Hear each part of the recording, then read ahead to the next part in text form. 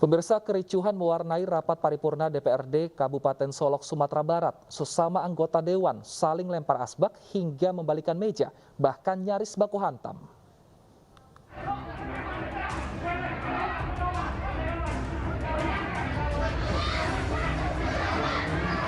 Asbak melayang hingga meja yang dibalik, bahkan nyaris baku hantam. Suasana kekacauan ini mewarnai rapat paripurna DPRD Kabupaten Solok, Sumatera Barat. Rapat yang seharusnya menjadi wadah memperjuangkan aspirasi rakyat justru menjadi ajang keributan sesama anggota dewan. Bermula dari hujan interupsi saat sidang penyampaian laporan pembahasan anggaran, sidang pun terpaksa diskors selama setengah jam. Namun, usai diskors, kericuhan justru kembali pecah. Menurut Ketua Asosiasi DPRD Kabupaten seluruh Indonesia, insiden diduga terjadi akibat mosi tidak percaya terhadap pimpinan sidang.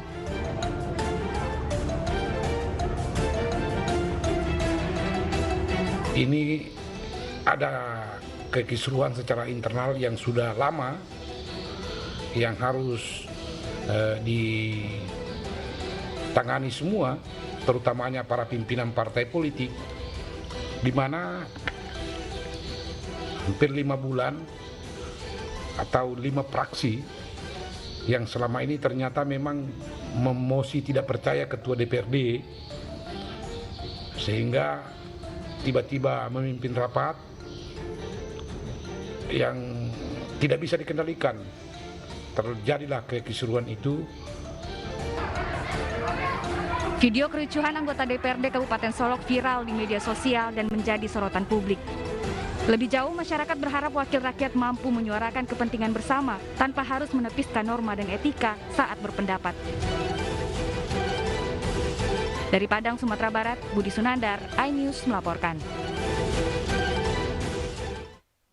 1 dari 3 pendaki yang meninggal dunia akibat diduga mengalami hipotermia saat mendaki di Gunung Bawakaraeng di Goa, Sulawesi Selatan, Rabu malam berhasil ditemukan tim SAR.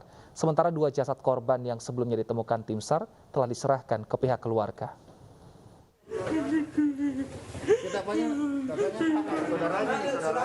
Tim SAR kembali menemukan jasad 1 korban yang sebelumnya masih dalam tahap pencarian di pos 5 Gunung Bawakaraeng. Usai ditemukan, Rian yang merupakan jasad terakhir dari 3 korban yang meninggal akibat hipotermia langsung diserahkan kepada keluarga di Kecamatan Somba Opu, Kabupaten Goa. Jadi ada 3 korban yang meninggal dunia akibat melakukan ekspedisi ke Gunung Bawakaraeng. Saudara Rian ini diketahui berada di pos 6 dan 5 karena ada informasi dari rekannya. Jadi pada saat itu tim SAR dibantu dengan TNI Polri melakukan penyisiran di lokasi dan ditemukan pada pukul 20.40. Selanjutnya dievakuasi ke Puskesmas. Sebelumnya tim SAR menemukan 2 pendaki yang hipotermia dan tewas di kawasan pos 5 dan 6 Gunung Bawakaraeng Rabu malam. Kondisi cuaca yang ekstrim sempat menyulitkan petugas mengevakuasi korban. Jasad kedua korban berhasil dibawa ke kaki Gunung Bawakaraeng setelah evakuasi dilakukan lebih dari 2 jam. Berdasarkan keterangan saksi, ketiga korban bersama kelompok pendaki menggelar upacara penaikan bendera bersama 812 pendaki lainnya di puncak Gunung Bawakaraeng. Namun karena diduga mengalami hipotermia saat perjalanan menuju kaki gunung, korban akhirnya meninggal dunia. Evakuasi dilakukan setelah mendengar kabar adanya korban yang meninggal dunia. Dari Goa, Sulawesi Selatan, Bukma, iNews melaporkan. Masih seputar pendaki, pemirsa, petugas berhasil mengevakuasi 36 pendaki yang terjebak di Gunung Amonggedo, Kabupaten Konawe, Sulawesi Tenggara. Proses evakuasi berlangsung dramatis karena regu penyelamat harus menerjang air sungai yang meluap.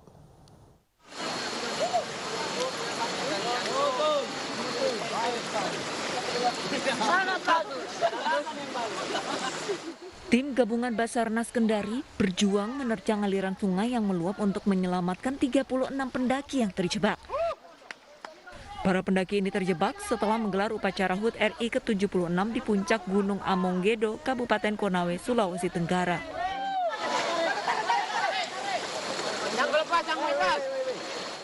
Para pendaki dievakuasi saat hendak melewati aliran sungai kedua sekitar pukul 2 dini hari.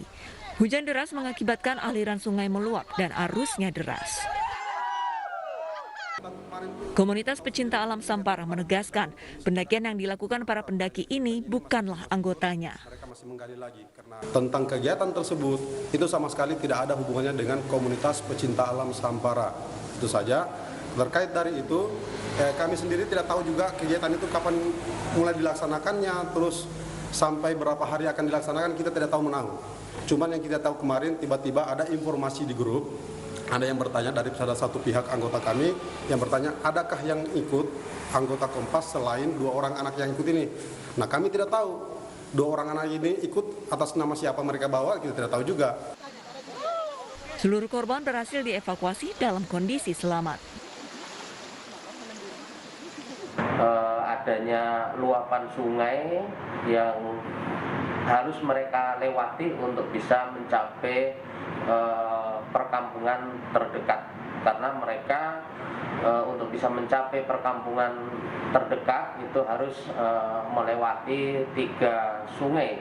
Sementara hujan di sekitar Gunung Amonggedo itu cukup tinggi intensitasnya, sehingga ketika sungai tersebut meluap dan mereka tidak bisa kembali ke desa terdekat.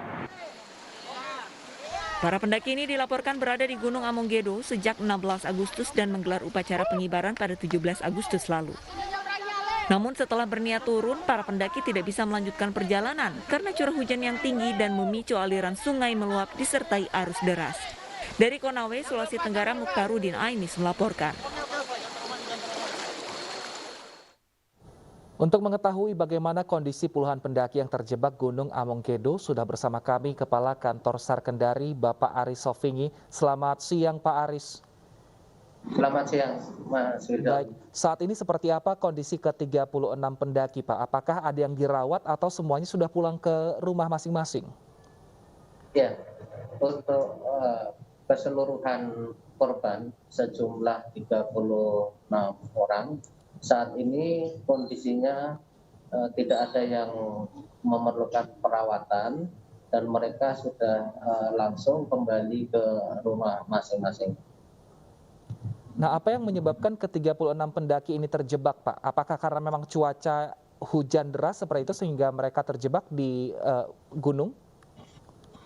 Ya, penyebab mereka terjebak karena memang dari pengaruh cuaca yang cukup ekstrim pada saat kejadian di sekitar lokasi, hujan yang cukup lama intensitasnya dan cukup deras yang mengakibatkan jalur pendakian yang mereka harus melalui atau melewati 3 sungai tersebut, sehingga dengan hujan yang cukup deras dan intensitas yang cukup lama, maka ketiga sungai tersebut meluap, sehingga mereka tidak bisa melewati ke 3 sungai tersebut untuk bisa kembali ke rumah atau ke lokasi masing-masing dari para pendaki tersebut. Jika ke-36 pendaki ini terjebak, bagaimana cara mereka meminta bantuan pada warga dan juga tim SAR, Pak, untuk akhirnya diselamatkan?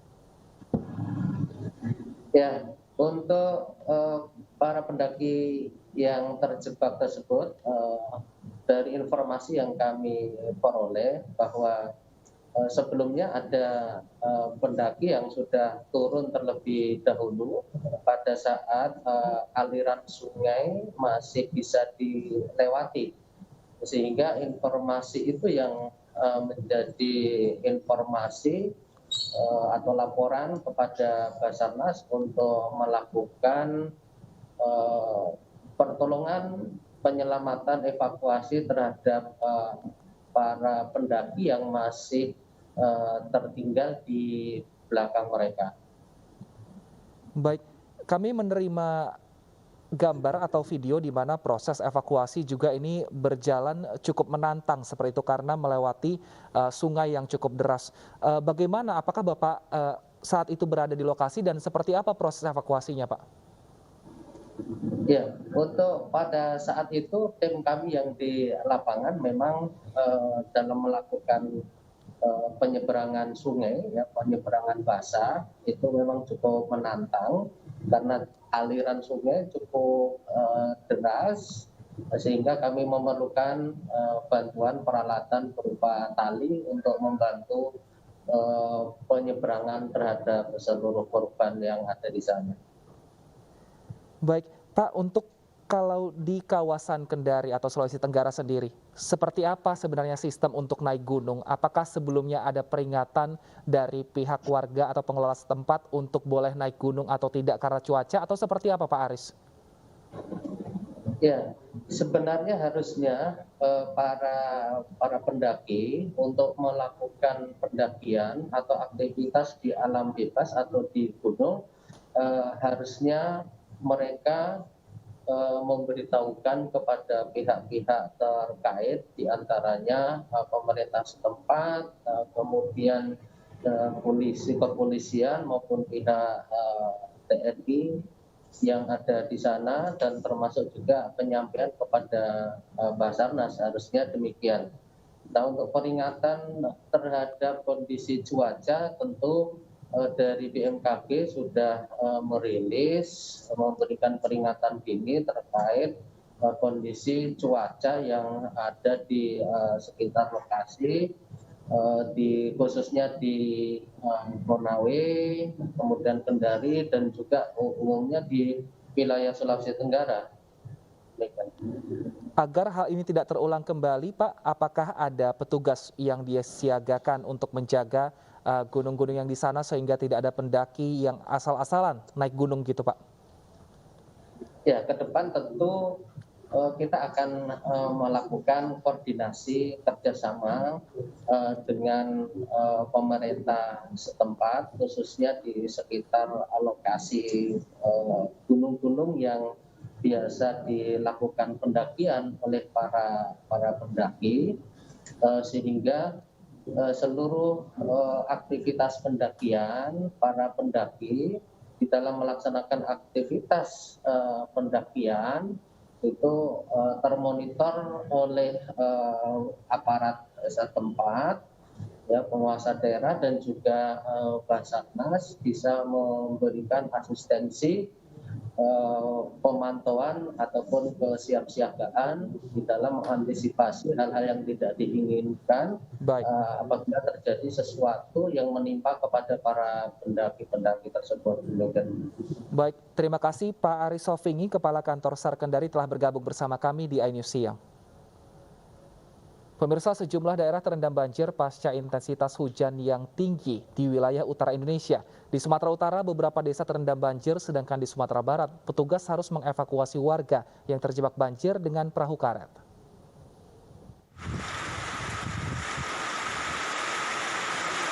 Hujan dengan intensitas tinggi dalam sepekan terakhir mengguyur wilayah Mandailing, Natal, Sumatera Utara. Akibatnya 2 sungai meluap, yakni Sungai Batang Natal dan Sungai Parlampungan, hingga memicu terjadinya banjir di sejumlah desa. Di Desa Tapus, Kecamatan Linggabayu, banjir mulai masuk ke permukiman warga sejak Kamis dini hari. Bahkan meluap hingga ke badan jalan lintas Sumatera. Banjir ya, Nek? Setinggi berapa, Nek? Setinggi nggak? Malamnya ketinggian air meningkat dari 50 cm naik menjadi 1 meter, menyebabkan akses jalan tidak bisa dilalui kendaraan. Sementara itu di kawasan banjir kanal di daerah Lubuk Minturun, Kecamatan Koto Tangah, Kota Padang, seorang petugas harus mengevakuasi warga yang terjebak banjir. Sejumlah warga terpaksa dievakuasi dengan menggunakan perahu karet oleh petugas BPBD. Pasalnya ketinggian air di lokasi ini mencapai 1 meter lebih dengan arus yang deras. Setidaknya terdapat 4 kecamatan yang terendam banjir dengan ketinggian bervariasi. Warga yang mengungsi berharap segera mendapatkan bantuan berupa makanan dan selimut. Dari Padang, Sumatera Barat dan Medan, Sumatera Utara, Budi Sunandar dan Ahmad Hussein Lubis, iNews melaporkan. Seorang remaja putri di Kota Padang Sidempuan, Sumatera Utara meninggal dunia setelah memasang kawat gigi.